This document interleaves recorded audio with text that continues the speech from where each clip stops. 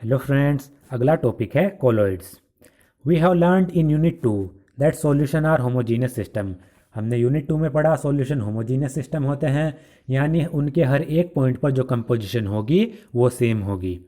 We also know that sand in water when stirred gives a suspension which slowly settle down with time. और हम ये भी जानते हैं वाटर में हम जब सैंड को मिलाते हैं और उसको शेक करते हैं तो वो एक सस्पेंशन बना लेता है जो टाइम के साथ साथ बॉटम में सेटल हो जाता है। यानी जिस भी वेसल में हम सैंड में वाटर में सैंड को मिला रहे हैं तो वो सस्पेंशन बना लेगा, और जो सैंड है वो जो जिस वेसल में हम उसको मिला रहे हैं उसके बॉटम में बैठ जाता है। Between the two extreme of suspension and solution we come across a large group of system called colloidal dispersion और simply colloids।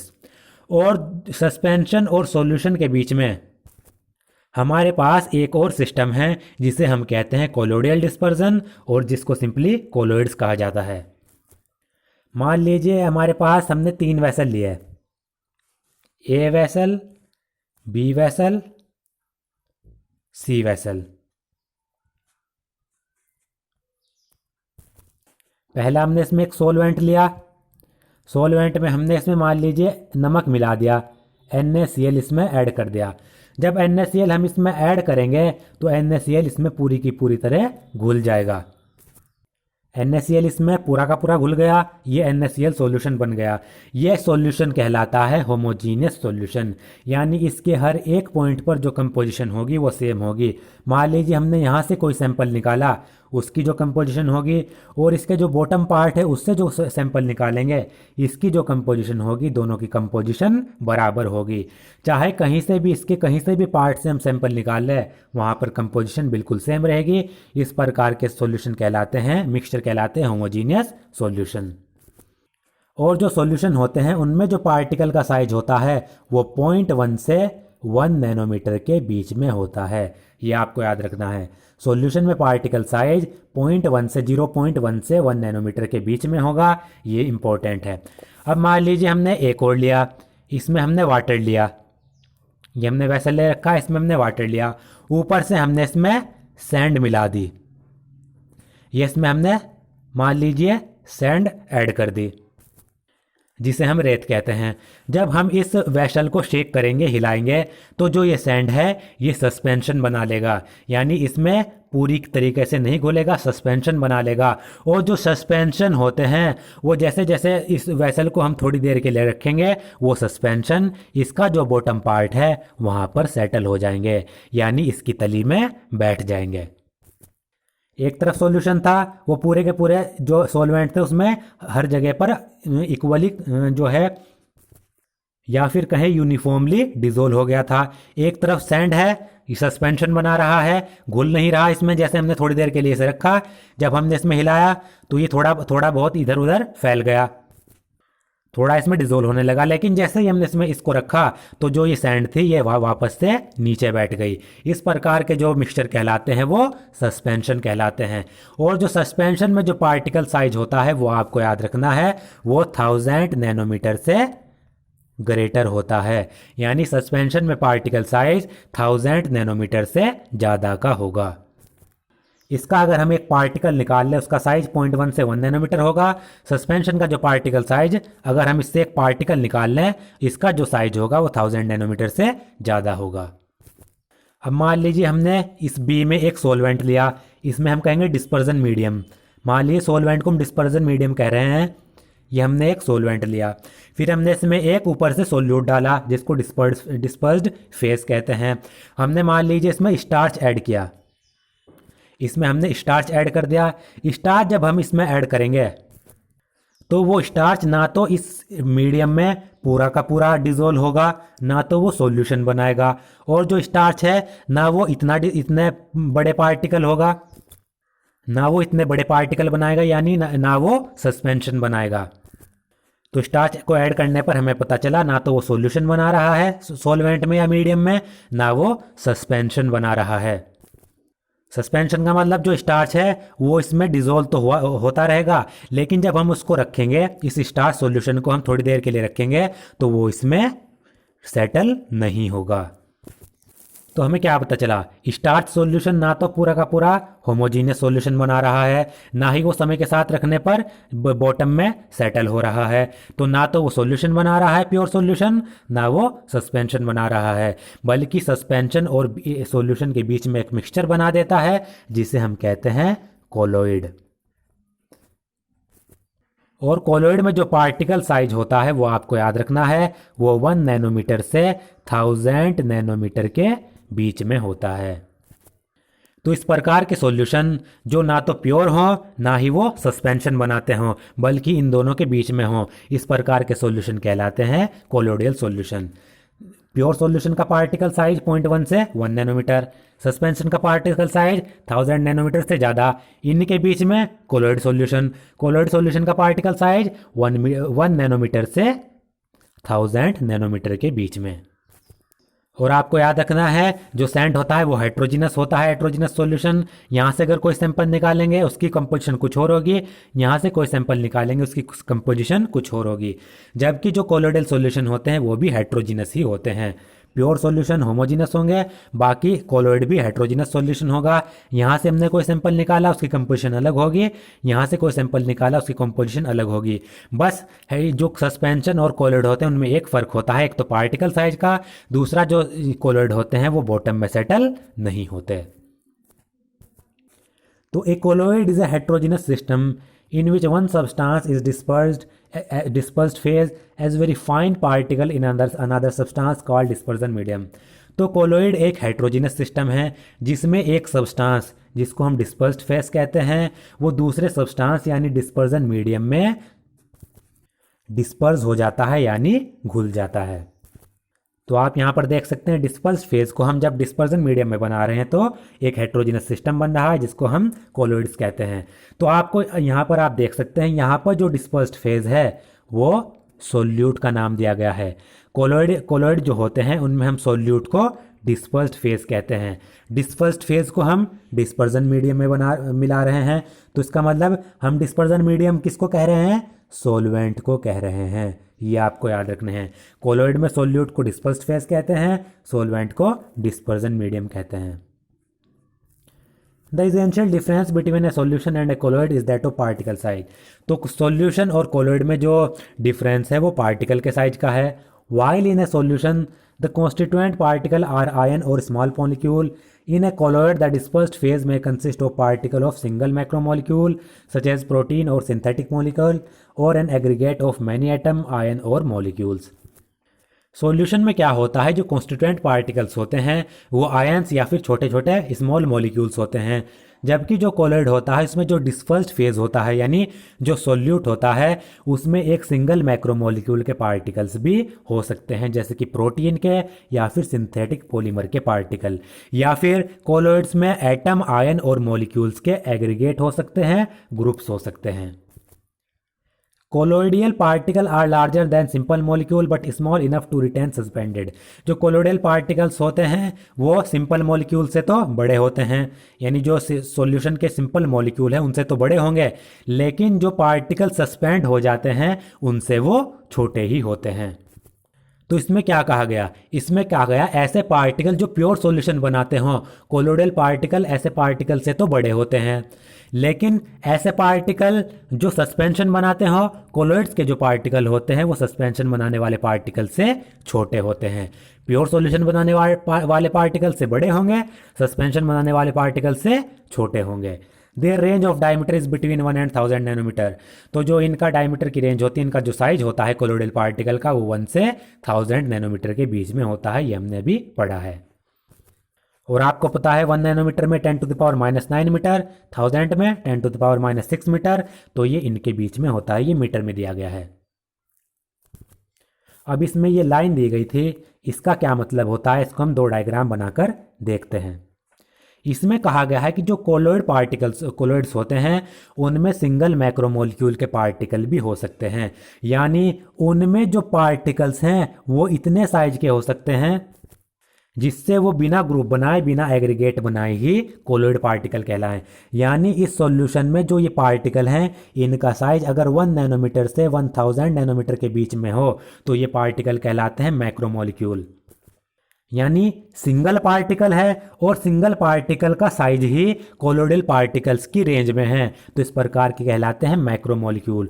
तो कोलोइड्स में सिंगल सिंगल पार्टिकल जिनका साइज 1 नैनोमीटर से 1000 नैनोमीटर के बीच में हो, या तो वो हो सकते हैं या फिर छोटे छोटे एटम, आयन और मॉलिक्यूल का ग्रुप हो सकता है। मान लिए छोटे छोटे एटम्स या फिर आयन्स हैं, ये आपस में जुड़ जाएंगे, ग्रुप्स बना लेंगे, और इस ग्रुप्स का साइज जो होगा, इस एग्रीगेट का जो साइज होगा वो 1 नैनोमीटर से 1000 नैनोमीटर के बीच में होगा।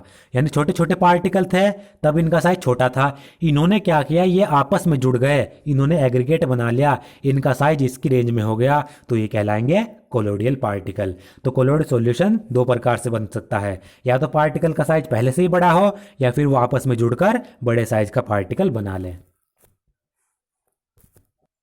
Colloidal particle have an enormous surface area per unit mass as a result of their small size। जो colloidal particle होते हैं उनका साइज स्मॉल होता है, तो पर यूनिट मास उनका सरफेस एरिया बहुत ज़्यादा होता है, क्योंकि जितनी छोटी चीज़ होती है तो पर यूनिट मास में उसका सरफेस एरिया ज़्यादा आता है। जैसे consider a cube with 1 centimetre side. एक क्यूब है जिसकी साइड 1 सेंटीमीटर है।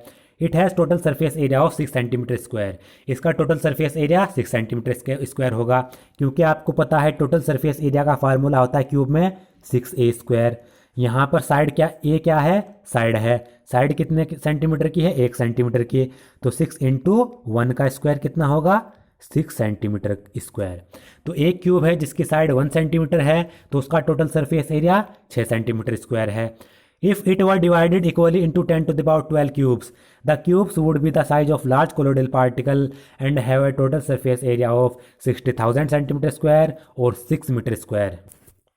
तो इस क्यूब जिसका साइड 1 सेंटीमीटर, ऐसा क्यूब जिसकी साइड 1 सेंटीमीटर है, अगर इस वाले क्यूब को हमने 10 टू द पावर 12 क्यूब में डिवाइड कर दिया, एक क्यूब है जिसका एरिया इतना है, उसको छोटे छोटे हमने 10 टू द पावर 12 क्यूब में अगर हमने उसको डिवाइड कर दिया, तो जो उससे क्यूब छोटे छोटे क्यूब बनेंगे उनका साइज लार्ज कोलोइडल पार्टिकल के बराबर होगा, और उन छोटे छोटे क्यूब्स का जो टोटल सरफेस एरिया होगा वो 60,000 सेंटीमीटर क्यूब या फिर 6 मीटर स्क्वायर का होगा।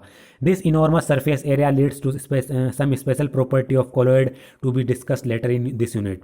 तो जो ये इतना ज़्यादा सरफेस एरिया हो जाता है कोलोइडल पार्टिकल का, इससे कोलोइड की कुछ स्पेशल प्रॉपर्टीज़ आती हैं जिनको हम इस चैप्टर में, इस यूनिट में पढ़ेंगे। आपने देखा हमारे पास एक सिंगल क्यूब था जिसकी साइड 1 सेंटीमीटर थी। उस सिंगल क्यूब का जो सरफेस एरिया था वो 6 सेंटीमीटर स्क्वायर था। अब हमने इस सिंगल क्यूब को, मान लीजिए ये हमारे पास ये 1 सेंटीमीटर क्यूब का ये क्यूब है, हमने सिंगल क्यूब को छोटे छोटे 10 टू द पावर 12 क्यूब में इसको डिवाइड कर दिया। तो इससे जो 10 टू द पावर 12 क्यूब्स आएंगे, छोटे छोटे 10 टू द पावर 12 क्यूब्स आएंगे, उनका जो सरफेस एरिया होगा वो 60,000 सेंटीमीटर स्क्वायर होगा। अब हमारे पास इतना बड़ा क्यूब था, उसका एरिया कितना छोटा सा था। अब इसी क्यूब से हमने छोटे छोटे इतने क्यूब बना लिए, उनका सरफेस एरिया आप देख सकते हैं कितना आया। अब ये इतना ज़्यादा सरफेस एरिया किस तरीके से आया, ये मैं आपको करके दिखा देता हूँ। अब आप यहाँ पर ये देख सकते हैं उसका इतना ज़्यादा सरफेस एरिया कैसे आया। आपको पता है जब भी हम बड़ी चीज़ से छोटी चीज़ बनाते हैं, आपने एक बड़ा क्यूब लिया, उससे छोटे छोटे क्यूब आपने बना लिए, तो जो बड़े क्यूब की जो वॉल्यूम होगी वो छोटे छोटे क्यूब की जो टोटल वॉल्यूम होगी उसके बराबर होगी। यानी जब भी हम किसी चीज़ से एक चीज़ से दूसरी चीज़ में ट्रांसफॉर्म करते हैं तो उसकी वॉल्यूम सेम रहती है, वॉल्यूम में कोई भी चेंज नहीं आता। तो आप यहाँ पर देख सकते हैं जो लार्ज क्यूब की जो वॉल्यूम है वो क्या होगी, साइड की क्यूब, क्योंकि आपको पता है वॉल्यूम का फॉर्मूला क्या होता है क्यूब की, साइड की क्यूब। और हमारे पास लार्ज क्यूब की जो साइड है वो 1 सेंटीमीटर है, तो 1 सेंटीमीटर की क्यूब कर देंगे तो 1 सेंटीमीटर क्यूब आ जाएगा। तो लार्ज क्यूब की जो वॉल्यूम आई हमारे पास वो 1 सेंटीमीटर क्यूब आई। इसका मतलब क्या है, जो 10 टू द पावर 12 हमारे पास छोटे छोटे क्यूब हैं उनकी टोटल वॉल्यूम भी 1 सेंटीमीटर क्यूब के बराबर ही होगी। अब हमने क्या किया, स्मॉल सिंगल क्यूब की वॉल्यूम निकाली। जो हमारे पास छोटा सिंगल क्यूब है, टोटल हमारे पास छोटे क्यूब कितने हैं 10 टू द पावर 12, उनमें से एक सिंगल क्यूब की अगर हमें वॉल्यूम निकालनी है तो हम क्या करेंगे, टोटल वॉल्यूम हमारे पास जो है बड़े क्यूब की जो हमारे पास वॉल्यूम है 1 सेंटीमीटर क्यूब, उसको हम जितने नंबर ऑफ क्यूब हैं उनसे डिवाइड कर देंगे। ऐसा इसलिए किया क्योंकि जितनी लार्ज क्यूब की जितनी वॉल्यूम होगी उतनी वॉल्यूम ही जो हमारे पास 10⁻12 क्यूब हैं उनकी टोटल वॉल्यूम होगी। ये ऐसे है, मान लीजिए हमारे पास लार्ज क्यूब है, उसकी वॉल्यूम 100 है और हमने उससे 10 क्यूब बनाए।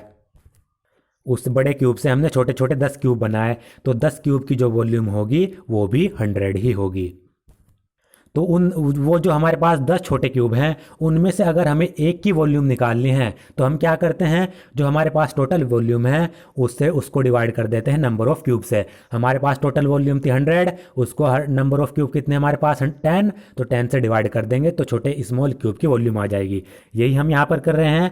टोटल वॉल्यूम हमारे पास 1 सेंटीमीटर क्यूब है, नंबर ऑफ क्यूब 10⁻12 है। जब हमें इससे इसको डिवाइड करेंगे तो हमारे पास सिंगल स्मॉल क्यूब की वॉल्यूम आ जाएगी। वो क्या आ जाएगी, 10⁻12 ऊपर चला जाएगा तो 10⁻−12 सेंटीमीटर क्यूब आ जाएगी एक स्मॉल सिंगल क्यूब की वॉल्यूम। अब हमारे पास स्मॉल सिंगल क्यूब की वॉल्यूम इतनी आ गई। अब हमने क्या किया, स्मॉल सिंगल क्यूब की जो साइड है उसको हमने ए मान लिया। यानी ए से हमने क्या किया, जो हमारे पास छोटा स्मॉल क्यूब है उसकी जो साइड है उसको हमने ए सपोज कर लिया। और आपको पता है वॉल्यूम ऑफ क्यूब का फॉर्मूला क्या होता है, ए की क्यूब। तो जो ये 10⁻−12 है ये ए की क्यूब के बराबर होगा, यानी स्मॉल क्यूब की जो साइड है उसके क्यूब के बराबर होगा। क्योंकि ये स्मॉल क्यूब की वॉल्यूम है और स्मॉल क्यूब की साइड ए है तो ए की क्यूब इसके बराबर। तो वही हमने यहाँ पर किया है। तो स्मॉल क्यूब की साइड निकालने के लिए, एक सिंगल स्मॉल क्यूब है उसकी साइड निकालने के लिए हमने क्या किया, ए की क्यूब को 10⁻−12 के बराबर रख दिया। यहाँ से जब हम ए की वैल्यू निकालेंगे तो जो ये क्यूब है ये इधर क्यूब रूट में चला जाएगा, राइट हैंड साइड में जाएगा, क्यूब रूट हो जाएगा। तो ए की वैल्यू हमारे पास क्या होगी, क्यूब रूट 10⁻−12। और 10⁻−12 का जो क्यूब रूट होता है वो होता है 0.0001, जिसको हम क्या लिख सकते हैं, 10⁻4 सेंटीमीटर लिख सकते हैं। तो हमारे पास जो छोटा क्यूब है उसकी साइड कितनी आई हमारे पास, 10⁻4 सेंटीमीटर। अब हमारे पास साइड निकल चुकी है। अब आपको पता है जो क्यूब का सरफेस एरिया होता है उसका फॉर्मूला होता है 6a²। तो छोटे क्यूब की साइड हमारे पास इतनी है, तो एक छोटे क्यूब की, एक सिंगल छोटे क्यूब का सरफेस एरिया हम निकाल लेते हैं। Surface area of A small single cube वो क्या होगा, 6a²। ए हम क्या लेंगे, छोटे क्यूब की साइड यानी ये वाली, तो 6 इंटू 10⁻4 का स्क्वायर। 10⁻4 का स्क्वायर क्या होगा, 4 2 जा 8, तो 6 इंटू 10⁻8 सेंटीमीटर स्क्वायर। तो एक जो छोटा क्यूब है हमारे पास उसका एरिया इतना है। अब हमारे पास टोटल छोटे क्यूब कितने हैं, टोटल स्मॉल क्यूब हमारे पास 10⁻12 है। तो इन 10⁻12 का पूरा एरिया निकाल लेते हैं। एक क्यूब है उसका एरिया इतना है, तो इतने क्यूब का एरिया निकालना है। तो जो जितने टोटल नंबर ऑफ क्यूब हैं उससे हम इस एरिया को मल्टीप्लाई कर देंगे। तो surface area of 10⁻12 cubes, 10⁻12 into area of single cube वो कितना है, 6 इंटू 10⁻8। तो आप यहाँ पर देख सकते हैं 6 इंटू 12 प्लस में है, 8 माइनस में है, तो प्लस के कितने बचेंगे, 4 बचेंगे।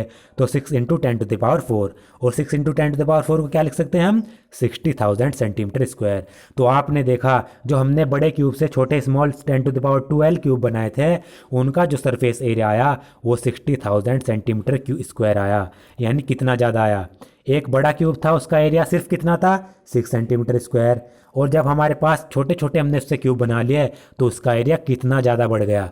तो आपको पता लगा जो छोटे पार्टिकल होते हैं उनका सरफेस एरिया ज़्यादा होता है। अगर हम इसको मीटर स्क्वायर में कन्वर्ट करें तो 1 मीटर स्क्वायर में 10⁻4 यानी 10,000 सेंटीमीटर स्क्वायर होते हैं। तो हम सेंटीमीटर स्क्वायर को मीटर स्क्वायर में कन्वर्ट कर रहे हैं, तो 10⁻4 से यानी 10,000 से इसको डिवाइड कर देंगे, 6 मीटर स्क्वायर आ जाएगा, इससे ये कट जाएगा। तो आपने देखा जब पार्टिकल बड़ा था उसका सरफेस एरिया छोटा था, जब छोटे छोटे पार्टिकल बनाए गए उससे सरफेस एरिया कितना ज़्यादा बढ़ गया। तो जितना ज़्यादा सरफेस एरिया होता है क्लोइड पार्टिकल का, इससे हम क्लोइड की कुछ स्पेशल प्रॉपर्टीज़ आगे चैप्टर में पढ़ेंगे। दोस्तों आज का मेरा वीडियो अगर आपको पसंद आया तो प्लीज़ मेरे चैनल को सब्सक्राइब करें, इस वीडियो को ज़्यादा से ज़्यादा शेयर करें।